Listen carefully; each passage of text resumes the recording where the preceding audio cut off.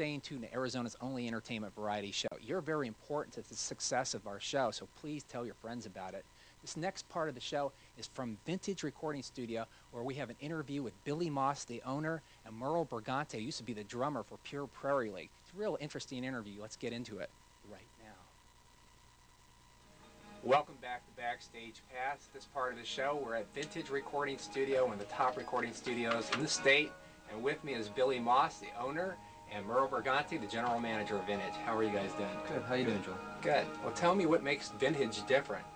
Well, Vintage is different for a number of reasons, actually. We've got, as the name implies, we've got old stuff, great old stuff. We've got a wonderful microphone inventory that dates back probably 30 years, but still the technology is as good as microphones are made. We've got a tremendous number of tube microphones, a room that is specifically designed for recording, as opposed to some studios that may not have the design facility that we have.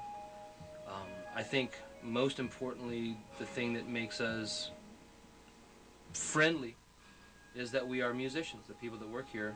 You're both drummers. Right. We relate to the people that come in. I mean, what we do is what everyone that comes in here does. I mean, we work out and we play and we relate on that level. So. And you were with some of the national bands like Pure Prairie League and. Yeah. And what were the other? Well, I worked Loggins and Messina, the Dirt Band, Pure Prairie League, and Dan Fogelberg for a while. Lived in Nashville for a good long while. What brought you to Phoenix? Life changes. I wanted to get off the road. I was on the road for 20 years, and Phoenix has always been had a warm spot in my heart for this place. And so I came here basically to get off the road and begin the rest of my life, so to speak. And Billy, you know, when I first met you, you had Fleetwood Mac in here doing recordings, and since then you've had all kinds of national entertainment. Right. Well, we've been real lucky.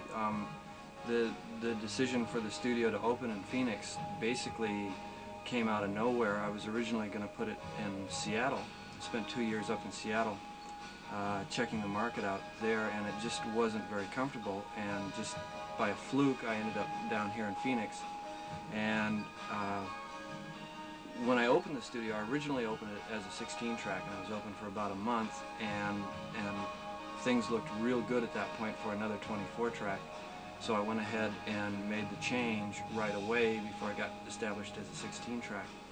And I was just very lucky at that point in time that the engineer that I was working with, David Brown, had been doing some work with Fleetwood Mac, and they called him, and one thing led to another, and all of a sudden, out of nowhere, they all showed up here, and it's just been great ever since. And since then, you've worked with Huey Lewis and the News, and what other entertainers? Well, we do a lot of work with Stevie Nicks.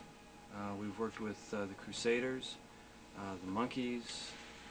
We've worked with Peter McKeon, who is the producer for Men at Work.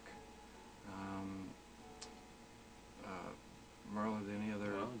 Joe Jackson. Michael Jackson's father. Michael Jackson's pop.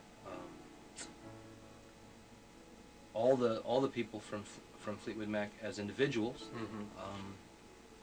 They like the atmosphere and the laid-back attitude, and they know that they're going to get a good product out of here. Explain what a composer-performer is. Well, I compose music and then I perform it. And I suppose I'm a performance artist in a sense, because a lot of what happens in performance is art. You know, it's multimedia, and it comes from sort of an overall creative space. How did you get involved in New Age music specifically? I've been doing it all my life. It's just all of a sudden there's a market for it. You've been playing since you were 4 years old?